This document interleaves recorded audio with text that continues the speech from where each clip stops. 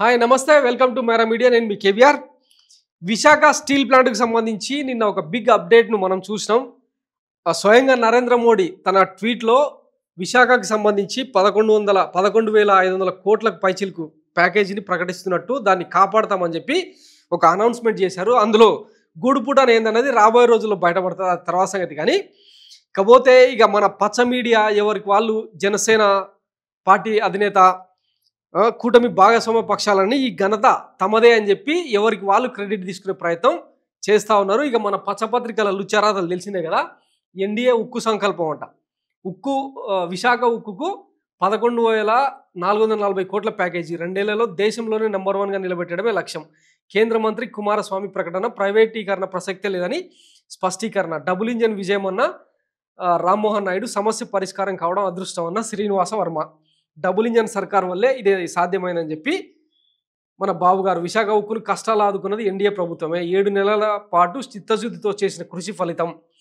11,440 కోట్ల ప్యాకేజీ ప్రకటన అద్భుతం. ముఖ్యమంత్రి చంద్రబాబు హర్షాతిరేకాలు, ప్రధాని నరేంద్ర మోడీకి ప్రత్యేక కృతజ్ఞతలు. వేల కుటుంబాలకు కొత్త ఆశలు. ఉక్కు ప్యాకేజీపై డిప్యూటీ సీఎం పవన్ కళ్యాణ్ అని చెప్పి ఇదొక వార్త. తర్వాత విశాఖపట్నం ఉక్కు కర్మాగారానికి ఏపీ ప్రజల హృదయాల్లో ప్రత్యేక స్థానం ఉంది. ఈ కర్మాగారానికి 10,000 కోట్లకు పైగా పెట్టుబడిని మద్దతుగా అందించాలని మంత్రివర్గం భేటీలో నిర్ణయించాం. ఆత్మనిర్భర్ భారత్ లక్ష్య సాధనలో ఉక్కు రంగానికి ఉన్న ప్రాధాన్యతని అర్థం చేసుకుని ఈ చర్యకు తీసుకున్నాం అని చెప్పి ఇక ప్రకటనలు చెప్తా ఉన్నారు కదా.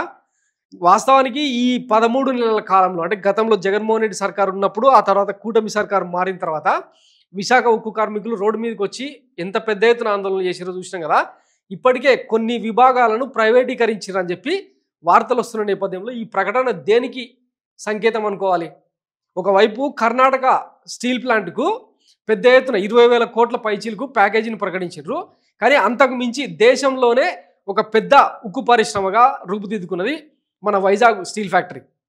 దానికి దశాబ్దాల చరిత్ర, ఆంధ్రుల ఆత్మగౌరవంతో ముడిపడిన విషయం.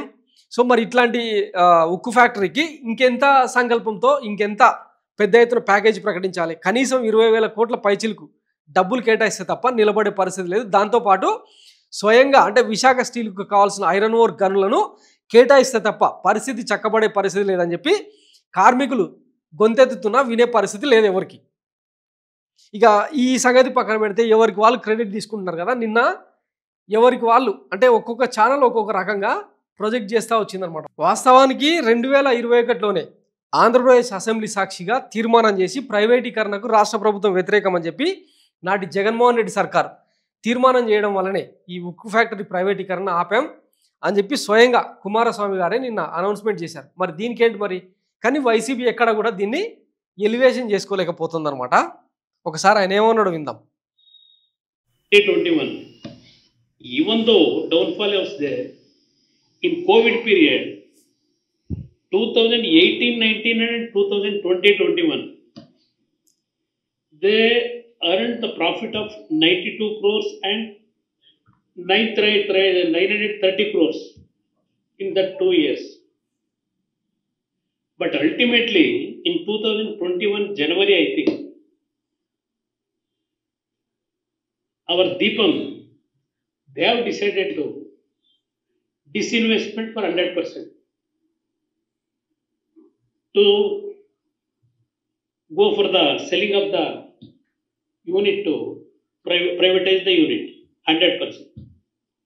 But during that time, Andhra government, they have passed a resolution in the Andhra Assembly opposing this disinvestment, even though downfall was there. విన్నారు కదా, 2021 జనవరిలో ఐ థింక్ విశాఖ స్టీల్ ప్లాంట్ను 100% ప్రైవేట్ సెక్టార్కు అమ్మేద్దామని చెప్పి నిర్ణయం తీసుకున్న తరుణంలో అప్పటి ఆంధ్ర గవర్నమెంట్, జగన్మోహన్ రెడ్డి పేరు చెప్పలేదులే కానీ 2021లో ఉన్నది ఎవరు? జగన్మోహన్ రెడ్డి సర్కారే కదా. ఆంధ్రప్రదేశ్ అసెంబ్లీలో విశాఖ ఉక్కు ప్రైవేటీకరణకు మేము వ్యతిరేకం అని చెప్పి తీర్మానం చేయడంతో ఆగిపోయింది అది.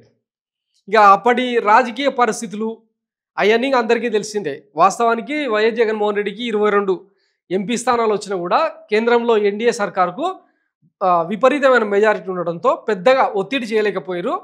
ఇక దాన్ని పక్కన పెట్టి జస్ట్ అంటే ప్రైవేటీకరణను ఆపే వరకు మాత్రం వైఎస్ జగన్మోహన్ రెడ్డి శక్తి వంచన లేకుండా కృషి చేసిన సంగతి అందరికీ తెలిసిందే.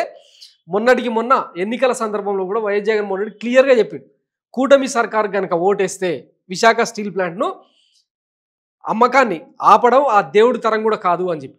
ఇప్పుడు ఈ ప్యాకేజీలు ఇస్తున్నారంటే ఏంటి అర్థం? మెల్లిమెల్లిగా దాన్ని బిల్డ్ చేసి ఈ 5 ఏళ్ల లోపల అమ్మేయాలి, తర్వాత ఎవరో ప్రైవేట్ సెక్టర్ వాళ్ళు వచ్చి తీసేసుకోవాలి అని చెప్పి చేస్తున్న ప్రయోగం అన్నమాట. ఈలోపు కార్మికుల ఉద్యమాలన్నీ కూడా చల్లబడతాయి. ఆ తర్వాత ఇక చీకటి దెబ్బల రూపంలో కొట్టేసుకుంటే వెళ్ళిపోవాలన్నమాట. ఇది తతంగం. నిజంగా వీళ్ళకు చిత్తశుద్ధి ఉంటే అది నవరత్నాల్లో ఒకటి, భారతదేశ ఉక్కు రంగానికే ఒక తలమానికం. అట్లాంటి ఉక్కు ఫ్యాక్టరీని ఇట్లా డీల్ చేసేది. వాస్తవానికి 2 లక్షల కోట్ల పైచిలకు ఆస్తిపాస్తులున్న అంత పెద్ద స్టీల్ ఫ్యాక్టరీని కేవలం 4,000 కోట్లకు అమ్మేందుకు తెగబడింది మన కూటమి సర్కార్. ఇప్పుడు తీరా ఈ ప్యాకేజ్ అనౌన్స్ చేసేసరికి ఇదిగో మా ఘనత అని చెప్పి ఎవరికి వాళ్ళు జబ్బలు జరుచుకుంటా ఉన్నారు. ఇంకెన్నెన్ని విచిత్రాలు చూడాలో Andhra Pradesh. Thanks for watching Myra media. నేను మీ కేవీఆర్. Thank you.